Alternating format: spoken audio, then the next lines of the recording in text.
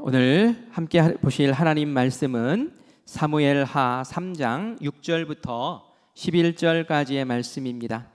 사무엘하 3장 6절로 11절까지의 말씀입니다.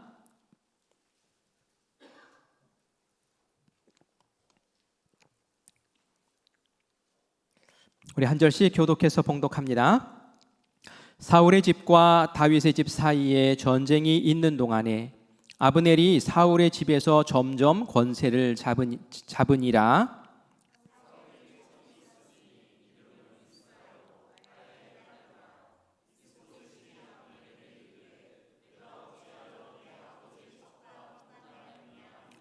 아브넬이 이스보셋의 말을 매우 분하게 여겨 이르되 내가 유다의 계머리냐?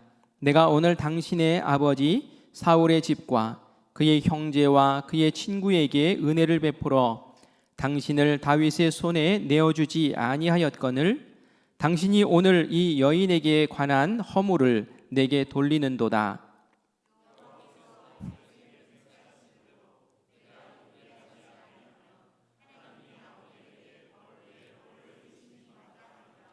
그 맹세는 곧 이 나라를 사울의 집에서 다윗에게 옮겨서 그의 왕위를 단에서 브엘세바까지 이스라엘과 유다에 세우리라 하신 것이라 하매 이스보셋이 아브넬을 두려워하며 감히 한마디도 대답하지 못하니라. 아멘. 아멘. 할렐루야. 하나님을 찬양합니다. 오늘 이 밤에 여러분들의 얼굴을 이렇게 쭉 보면서 감사합니다 말씀드리고 싶어요.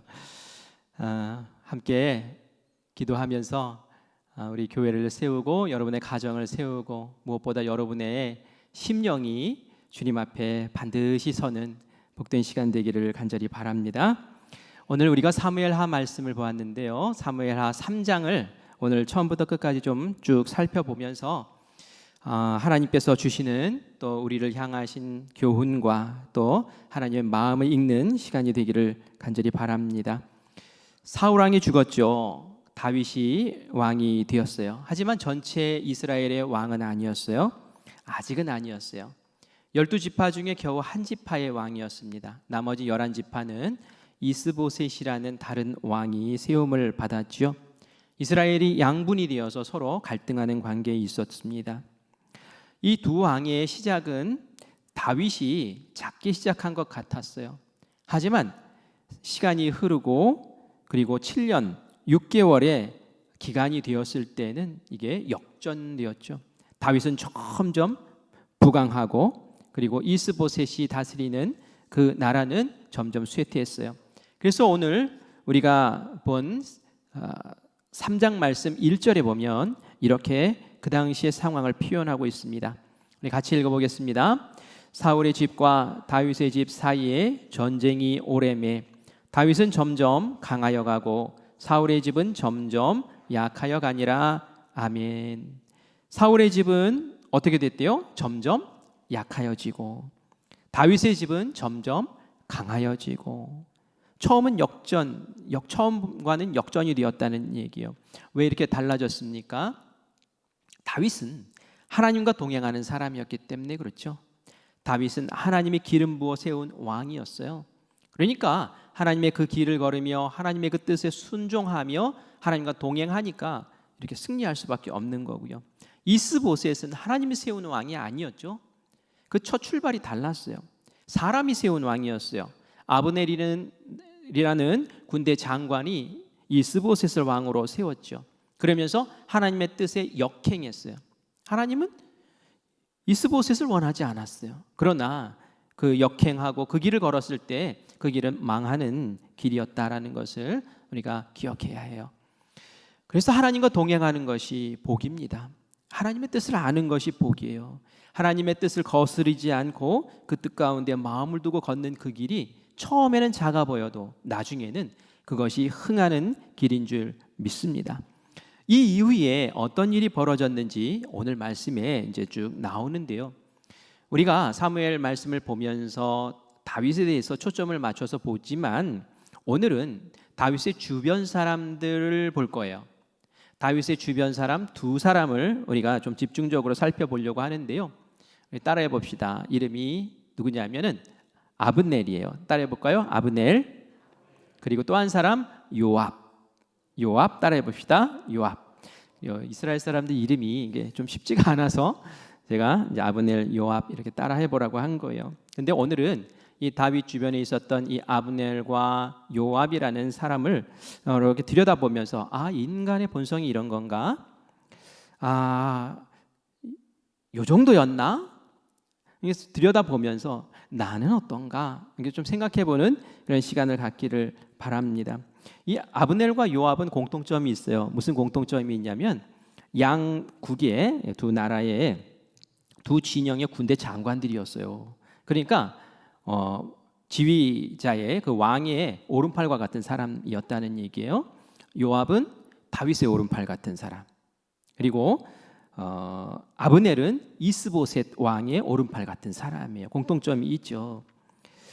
어떻게 보면 그 왕 옆에서 가장 왕의 마음을 잘 헤아려 알고 그 왕을 잘 도와서 일을 처리해야 하는 귀한 사역자들인데 참 이들이 왕의 마음을 잘 헤아리지 못하고 자기 마음대로 하는 모습을 보게 됩니다. 어떻게 하는지 우리 한번 살펴볼게요. 먼저 아브넬을 보려고 합니다.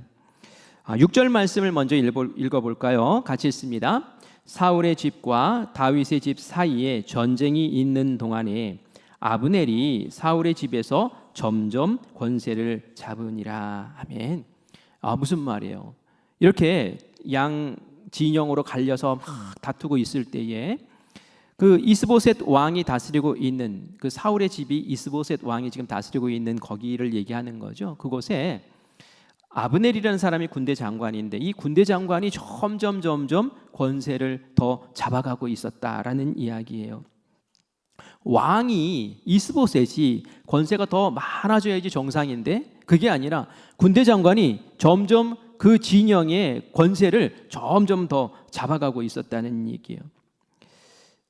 왕이 이스보셋인데 왕 노릇을 제대로 못하게 된 것이죠. 왜 이런 일이 벌어질까요? 이스보셋을 왕으로 세운 사람이 바로 아브넬이거든요.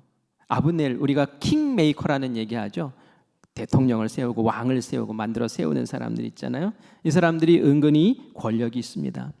그리고 이 아브넬은 군대를 통솔하는 군대 장관이었어요. 아브넬의 마음에는 이런 마음이 있었어요. 이스보셋을 보면서 내가 너를 왕으로 세운 사람이야. 그러니까 넌 내 말 들어야 돼. 나에게 어떻게 너 은혜를 갚을래? 나의 몫은, 나의 지분은 뭐니? 이런 마음을 항상 가지고 왕을 보고 있었다는 얘기죠. 굉장히 자기 중심적인 사람이었어요. 이스보셋을 왕으로 아브넬이 세운 이유는 자기 권리, 자기의 권력을 유지하기 위해서였습니다. 나라가 두 쪽이 났어요. 다윗이 왕이 되고 또 이스보셋이 왕이 됐어요. 서로 갈등하고 싸워요. 괜찮아요. 이 사람은 싸워도 동족끼리 죽여도 상관없어요. 왜? 내 자리는 유지되니까, 내 유익은 계속 유지되니까. 이런 사람이 이스보셋 왕 옆에서 제 역할을 하겠습니까? 하나님이 아닌 사람이 세운 왕, 그것도 한계인데 그 왕보다 더 힘을 쓰려고 하는 이 아브넬이 있으니 이 나라가 제대로 될 리가 없는 거죠. 이 아브넬이 이스보셋 왕보다 더 교만합니다. 오늘 우리가 읽은 말씀처럼 사울에게 첩이 있었죠. 첩이 있었는데 이제 사울이 죽고 이 첩이 남아 있었어요. 근데 그 가운데 리스바라는 이름의 첩이 있었는데 이 아브넬이 이 리스바와 간통을 합니다. 선왕의 첩을 취할 수 있는 권리는 그 대를 이은 왕이 취할 수 있는 권리가 있어요. 그런데 이 이스보셋이 아버지의 첩에 대해서 취하지 않고 그냥 그대로 뒀죠. 그러자 이 아브넬이 그 사울 왕의 첩 리스바를 취한 거예요. 그러자 이 아브넬이 이런 모습은 사실은 마치 자기가 왕 같은 행위를 하는 거거든요. 왕의 행세를 하는 거거든요. 왕권을 무시하는 거죠. 굉장히 오만방자한 거죠. 그래서 이스보셋이 해도 너무한다. 그렇지 않아도 자꾸 자기의 그 권세를 높여가고 왕인 나를 무시하고 이러는데 이제 뭐 아버지 뭐 첩까지도 이렇게 막 내가 뻔히 보는 데서 이렇게 취하고 이건 아니잖아. 그래서 이제 이 이스보셋이 한번 이제 용기를 내서 마음을 단단히 하고 꾸짖습니다. 아브넬을 꾸짖는 거예요. 어떻게 네가 선왕의 첩을 취할 수 있느냐, 통관할 수 있느냐? 이럴 수 없다. 이건 신하가 할 수 있는 일이 아니지 않냐 하면서 딱 정확하게 지적을 했어요. 이 정도 지적을 하면 말이죠, 그래도 자기가 잘못했잖아요. 이거 해서는 안 될 일이잖아요. 그런데 아브넬이 굉장히 이 왕의 지적에 대해서 기분 나빠합니다. 그러면서 화를 벌컥 내요. 왕을 공갈 협박합니다. 우리 8절 말씀, 9절 말씀을 같이 읽어봅시다. 아브넬이 어떻게 얘기하는지, 어떻게 공갈 협박을 하는지 한번 들어보시기 바랍니다. 같이 읽습니다. 아브넬이 이스보셋의 말을 매우 분하게 여겨 이르되 내가 유다의 계머리냐? 내가 오늘 당신의 아버지 사울의 집과 그의 형제와 그의 친구에게 은혜를 베풀어 당신을 다윗의 손에 내주지 아니하였거늘 당신이 오늘 이 여인에게 관한 허물을 내게 돌리는도다.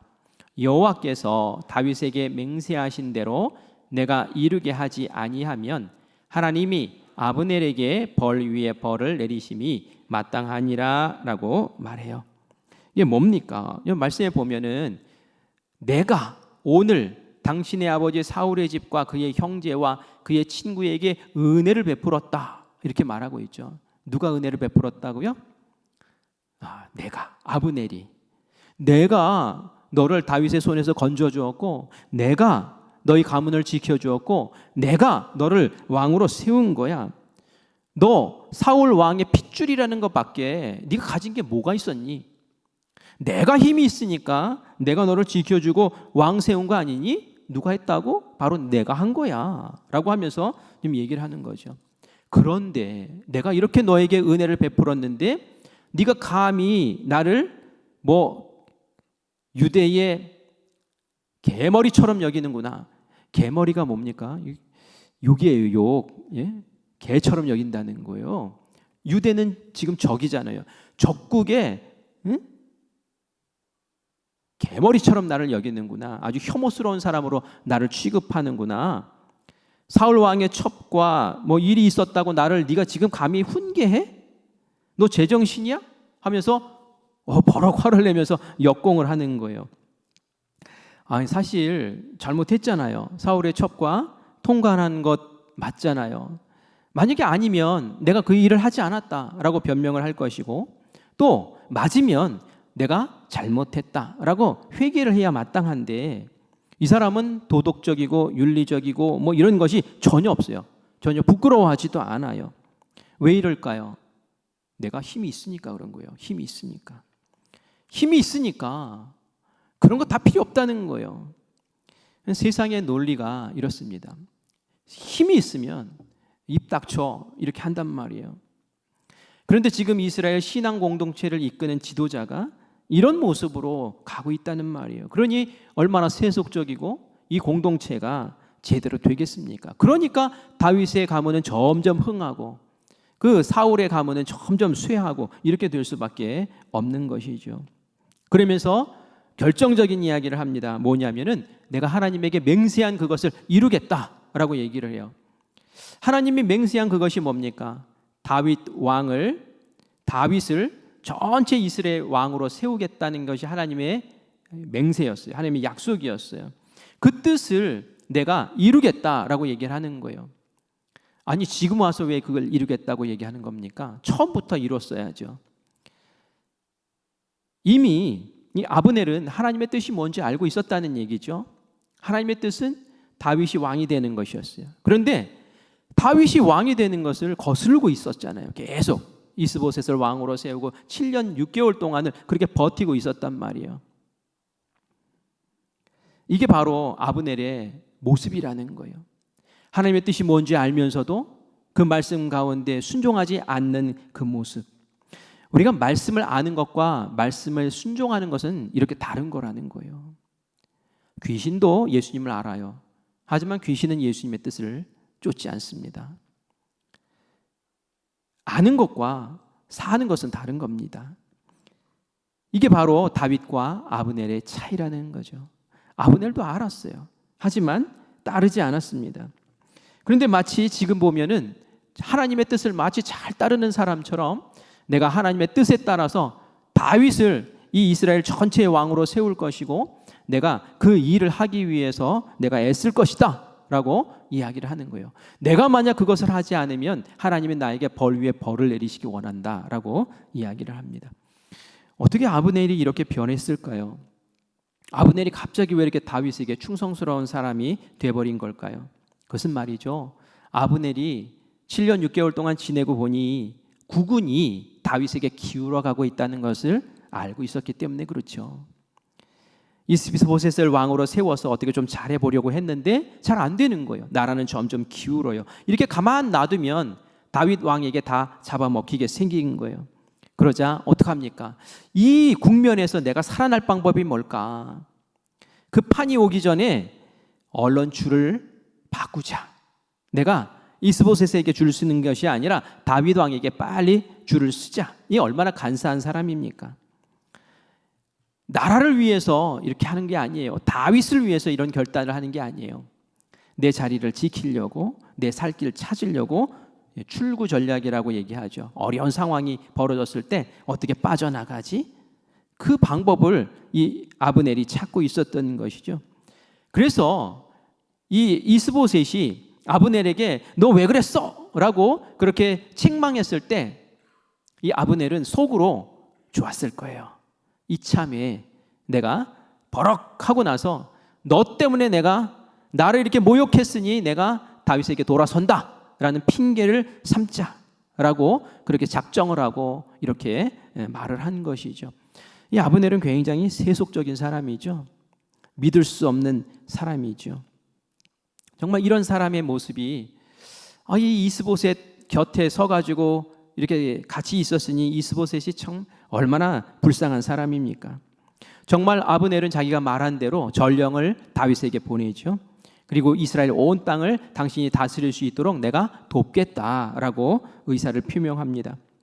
다윗은 적국의 장수가 보낸, 그러한 장군이 보낸 그 전령들의 이야기를 들으면서 협력하겠다고?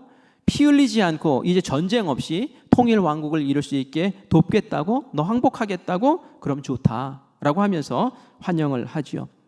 하지만 한편으로는 좀 의심하는 마음도 있었을 거예요. 어느 날 갑자기 쟤네가 왜 저러지? 하는 그런 마음도 있었겠죠. 그래서 확인하는 차원에서 이런 제안을 합니다.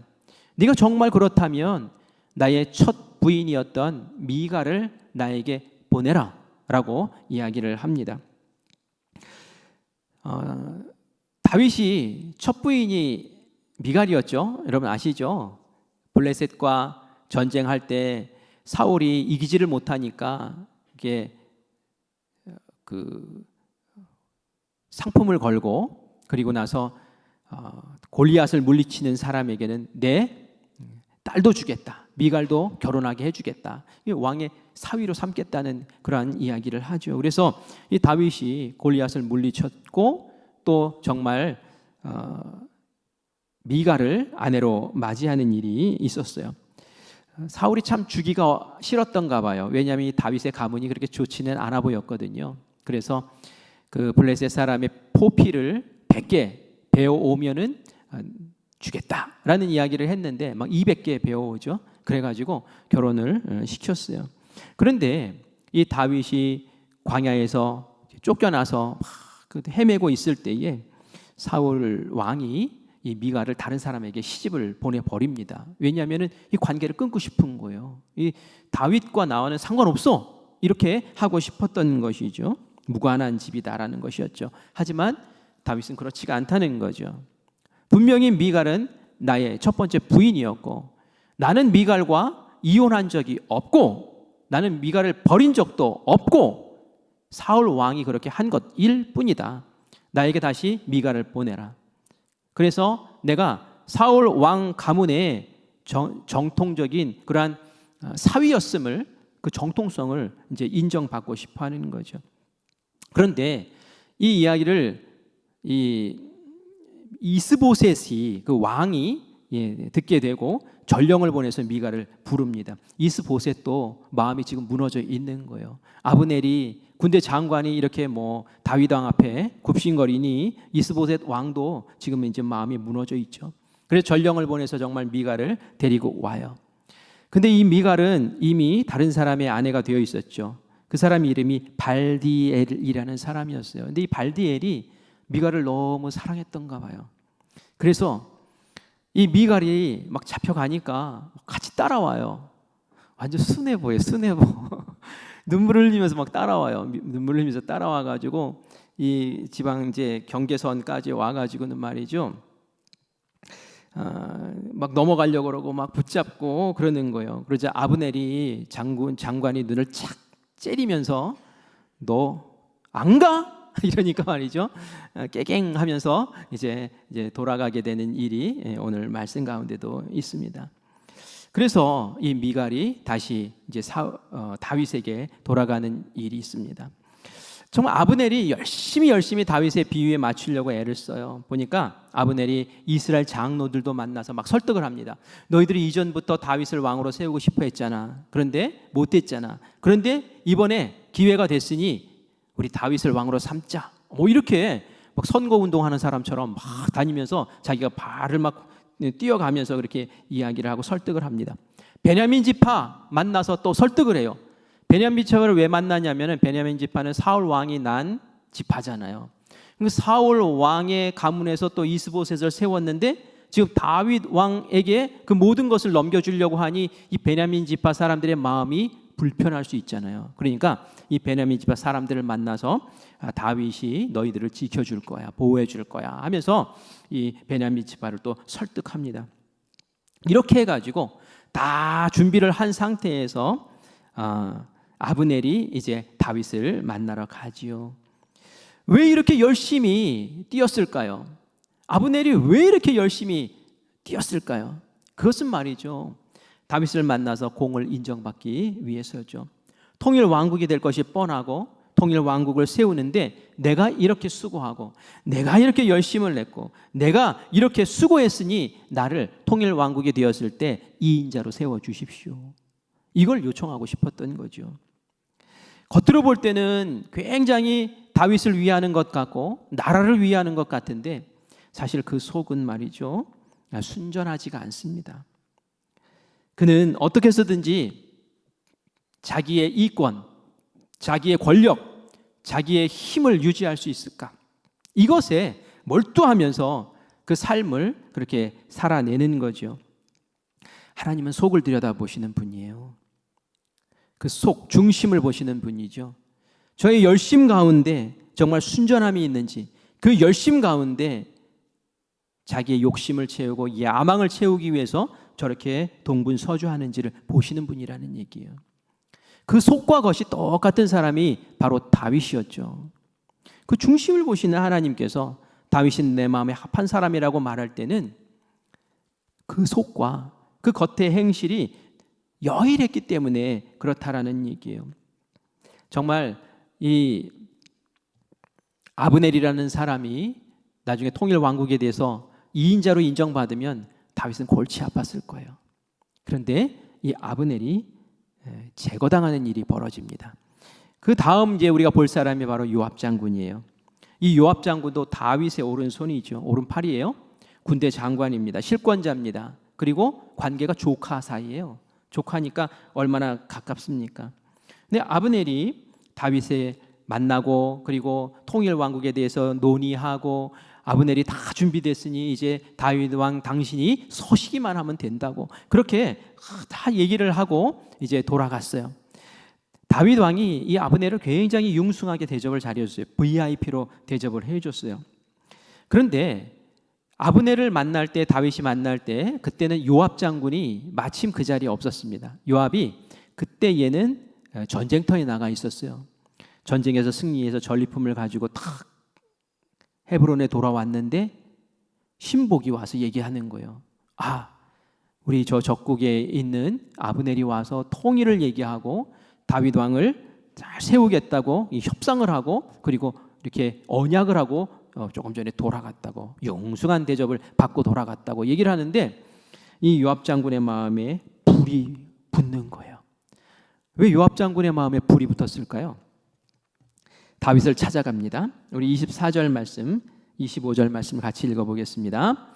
요압이 왕에게 나아가 이르되 어찌 하심이니까 아브넬이 왕에게 나왔거늘 어찌하여 그를 보내 잘 가게 하셨나이까. 25절 왕도 아시려니와 내레아늘 아브넬이 온 것은 왕을 속임이라. 그가 왕이 출입하는 것을 알고 왕이 하시는 모든 것을 알게 하려 함이니이다 하고. 아멘.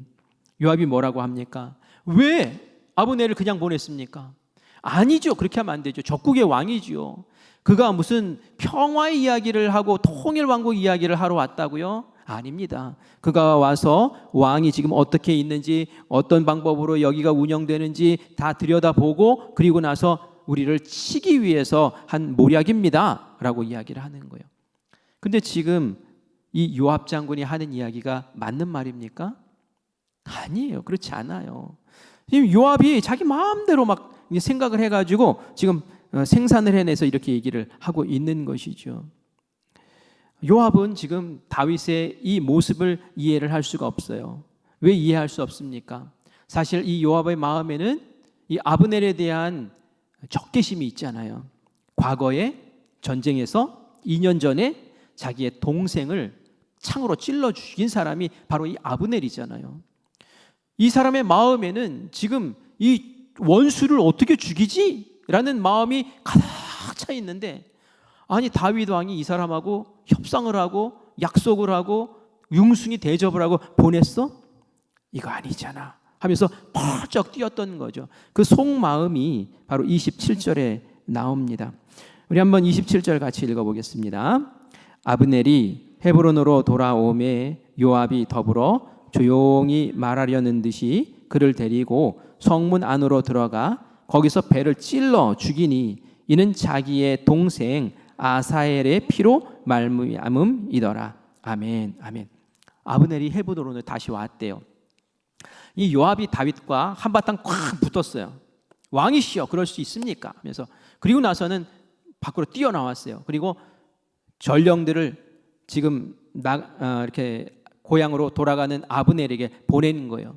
그래서 아브넬이 한 4km쯤 이제 간 곳에 이르렀을 때 시라 우물이라는 곳에서 잠깐 쉬고 있을 때 전령이 찾아간 거예요.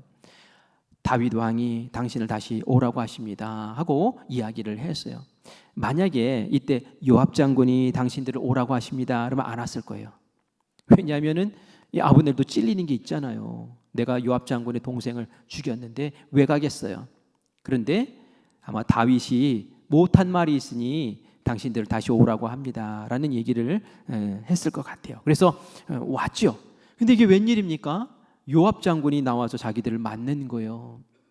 이 아브넬이 가슴이 철렁했을 거예요. 야 큰일 났다 이거 어떡하지? 그런데 이 요압 장군이 활짝 웃는 모습으로 이 아브넬을 맞으니까 아브넬이 다시 생각한 거죠. 아 그래 저 사람이 사나이는 사나이인가 보다.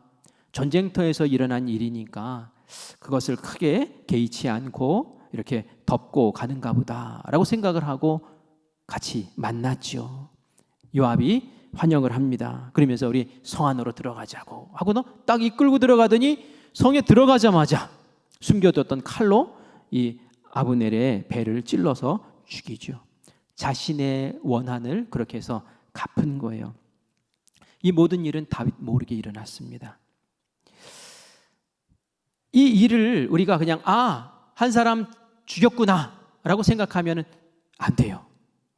큰 일을 벌인 거예요. 왜 큰 일을 벌였냐면은 이 아브넬은 지금 이스라엘 사람들을 다 설득해가지고 말이죠. 이제 평화를 이룰 거야, 통일 왕국을 이룰 거야 하고 자기가 책임을 지고 지금 다윗을 만난 사람이에요. 그런데 다윗을 만났는데 헤브론에서 죽었다. 이런 말이죠. 이 평화고 뭐고 없는 거예요. 뭐야? 이거 전쟁하자는 거야? 이제 사생결단이야? 하면서 말이죠. 이제 전쟁이 일어날 수 있는 상황이라는 거예요. 다윗이 가슴이 철렁한 거죠. 이 소식을 듣고 가슴이 철렁했어요. 이 요압이 천방지축인 거예요. 지금 요압이 자기 감정, 자기 원한, 자기 생각에 빠져가지고 이 사사로운 감정 때문에 나라의 대사를 지금 망가뜨린 거예요. 아마 요압도 그런 생각이 있었을 거예요.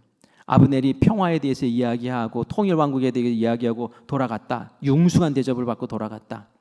만약에 정말 통일왕국이 이루어지면 나의 가장 강력한 경쟁자가 되겠구나 라는 그런 생각도 있었을 거예요. 이 요압도 만만치 않게 세속적인 사람인 거죠. 그래서 열심은 내지만 하나님을 위한 열심 속에 내 야망이 섞여서 그래서 그 열심이 퇴색되고 그 열심이 이상한 방향으로 엇나가는 모습을 보게 됩니다. 다윗이 큰일 났어요. 가만 놔두면 이제 난리가 나게 생겼어요. 다윗이 어떻게 합니까? 다윗도 노발대발합니다. 나라 일을 망쳤으니까 노발대발해요. 그래서 다윗이 이야기합니다. 요압을 저주하는 거예요. 28절 말씀, 29절 말씀 같이 읽어보겠습니다. 시작. 그 후에 다윗이 듣고 이르되 내레의 아들 아브넬의 피에 대하여 나와 내 나라는 여호와 앞에 영원히 무죄하니. 뭡니까? 나는 이 아브넬의 죽음과는 전혀 상관없다라고 얘기를 하는 거예요. 나는 죄 없다. 내가 한 것 아니다. 내가 요압을 사주해서 한 것도 아니다라는 그런 결백함을 얘기를 하는 거죠. 29절 읽겠습니다. 그 죄가 요압의 머리와 그의 아버지의 온 집으로 돌아갈지어다. 또 요압의 집에서 백탁병자나 나병 환자나 지팡이를 의지하는 자나 칼에 죽는 자나 양식이 떨어진 자가 끊어지지 아니할지로다 하니라. 아멘. 이 백탁병자는 뭐냐면 고름 흘리는 병자를 얘기하는 거예요. 나병 환자는 뭔지 여러분 아시죠? 한센시 병 걸린 사람. 지팡이를 의지하는 자, 이게 장애 때문에 다리를 저는 사람을 얘기하고요. 칼에 죽는 자, 전쟁에서 죽는 사람들 얘기하죠. 양식이 떨어진 자, 굶어 죽는 사람들을 얘기하는 거예요. 이런 사람들이 너희 가문에서 끊이지 않기를 원한다. 와, 이런 저주가 어디 있어요? 지금 요압 장군 오른팔과 같은 사람에게 이렇게 저주를 퍼붓는 거예요. 다윗이 보기에 이런 사람은 복받을 자격이 없는 사람이죠. 하나님의 뜻을 거역하고 나라의 대의를 생각하지 않고 내 감정, 내 주장, 내 뜻을 서슴없이 저지르는 자기 의에 충실한 사람, 공사를 구별하지 못하는 사람, 이런 사람은 필요 없다는 거죠. 다윗이 그래서 저주하는 거예요. 다윗은 더 한 걸음 더 나아가서 내가 죽이지 않았다라는 것을 알리기 위해서 아브넬이라는 사람을 조문하기 위한 애가를 만들고 그리고 그 앞에 상여를 따라가면서 통곡하고 그리고 식음을 전폐하고 울부짖고 백성들에게 다 그렇게 하라고 이야기를 합니다. 그렇게 했을 때에 37절과 같은 결과가 나와요. 우리 37절 읽겠습니다. 이날에야 온 백성과 온 이스라엘이 넬의 아들 아브넬을 죽인 것이 왕이 한 것이 아닌 줄을 아니라. 아멘. 이렇게 했더니 이 진심을 백성들이 알았다는 거예요. 만약에 이렇게 안 했으면 어떻게 됐을까요? 백성들은 이 아브넬을 죽인 사람이 다윗인 줄 알았을 거란 얘기죠. 다윗이 진심으로 전심으로 그렇게 통곡하고 애곡하고 또 요압 장군을 저주하고 또 이렇게 조문을 하니까 백성들이 아는 거예요. 이렇게 해서 위기의 상황을 벗어나게 됩니다. 그래서 다윗의 마음이 너무 아파요. 요압 때문에 너무 아파요. 우리 39절 말씀 한번 읽어보겠습니다. 같이 읽습니다. 내가 기름 부음을 받은 왕이 되었으나 오늘 약하여서 수르야의 아들인 이 사람을 제어하기가 너무 어려우니 여호와는 악행한 자에게 그 악한 대로 갚으실지로다 하니라. 아멘. 다윗이 말이죠. 오늘 이 말씀을 마지막에 이렇게 얘기를 하는 거예요. 내가 왕은 왕인데 참 힘이 없다. 내 옆에 있는 이 오른팔과 같은 요압이 얼마나 힘이 강한지 내가 이 사람을 제어하기가 참 어렵구나. 그래서 내가 이 사람을 지금 마음 같아서는 능지처참하고 싶지만 내가 그렇게 할 수가 없는 상황이구나. 그래서 하나님께 맡길 수밖에 없다라는 얘기예요. 하나님, 이 악행한 자에게 악한 그대로 하나님이 갚아주시옵소서라고 그렇게 이야기합니다. 요압 장군이 참 충성스러운 사람이었어요. 그죠? 이 다윗의 조카로서 또 열심히 전쟁터에서도 싸웠어요. 그런데 가시 같은 사람이었어요. 다윗이 정말 같이 이렇게 하기가 너무 어려운 사람이었어요. 그래서 35년 동안 같이 지내면서 소가리를 그렇게 많이 합니다. 다윗이 요압이 죽을 때까지 함께 합니다. 그런데 죽기 전에 솔로몬에게 당부합니다. 열왕기상 2장 5절 6절 말씀도 한번 볼게요. 같이 읽습니다. 수르야의 아들 요압이 내게 행한 일, 곧 이스라엘 군대의 두 사령관 네리의 아들 아브넬과, 그죠? 아브넬, 그리고 예델의 아들 아마사에게 행한 일을 네가 알거니와 그가 그들을 죽여 태평시대에 전쟁의 피를 흘리고 전쟁의 피를 자기의 허리에 띤 띠와 발에 신은 신에 묻혔으니 네 지혜대로 행하여 그의 백발이 평안히 소홀에 내려가지 못하게 하라. 이게 한이 됐던 거예요. 다윗의 마음이. 우리가 아마사에 대한 이야기는 오늘 보지 않았지만 나중에 이제 보게 될 거예요. 자기하고 경쟁할 만한 어떤 군대 장관이 세워지니까 시기에서 죽여버려요. 이런 사람이에요. 나중에 솔로몬이 왕이 되었을 때에 이복 형인 아도니아가 왕위를 이렇게 탐내는 모습을 보는데 그때 이 요압 장군이 아도니아 편에 살짝 들어갑니다. 이 모습을 보고 이 아도니아도 제거하고 솔로몬이 요압 장군도 처치해버려요. 얼마나 딱한 인생입니까? 열심히 살았는데 충성스럽게 했는데 다윗은 곁에 두면서도 마음이 어려운 사람이었다. 솔로몬 왕에게 제발 죽여라 라고 이렇게 말하고 죽을 수밖에 없는 사람이라면 이게 얼마나 딱한 인생이냔 말이에요. 우리가 오늘 이 두 사람을 보았죠. 이 두 사람을 보면서 여러분 어떤 마음이 듭니까? 다 하나님을 아는 사람들이고 왕을 옆에서 돕는 사람들이고 이인자로서 권세 있는 사람들이고 리더들이에요. 그런데 하나님의 마음을 이렇게 모르고 또 다윗의 마음을 이렇게 모르고 이럴 수 있다는 거예요. 이게 우리가 자칫 잘못하면 범할 수 있는 모습이다라는 거예요. 그래서 우리가 이 모습을 보면서 다시 한번 우리의 속사람을 들여다보고 나는 이 두 사람과 같이 되지 말아야겠구나. 나는 다윗 같은 사람이 되겠구나. 나의 열심도 하나님께서 보시고 나의 속사람도 하나님께서 인정하시고 나의 어떤 야망이나 나의 어떤 자리나 나의 어떤 이익을 위해서 그걸 숨기고 그렇게 하지 말고 하나님의 대의가 무엇인지 하나님의 그 거룩하신 뜻이 무엇인지 그것 가운데 우리의 순전한 마음을 두고 그렇게 살아야지 하는 그런 마음을 오늘 우리 새롭게 하기를 간절히 바랍니다. 여러분들도 저를 잘 보세요. 그래서 제가 큰빛교회 담임 목사로서 이 자리를 가지고 이 권세를 가지고 뭔가 나의 유익을 취해서 명예를 구하려고 한다든지 나의 유익을 취하기 위해서 다른 어떤 짓을 하려고 한다든지 그럼 여러분들이 저에게 와서 말씀해 주세요. 목사님 그러시면 안 돼요. 그럼 제가 새겨 듣겠습니다. 저도 조심스러운 거예요. 처음에 하나님 앞에 순전했던 사람이 오늘 갑자기 그 힘을 가지고 내 명예를 추구하게 된다든지 돈을 추구하게 된다든지 아주 성적인 것을 추구하게 된다든지 이렇게 되면 망하는 겁니다.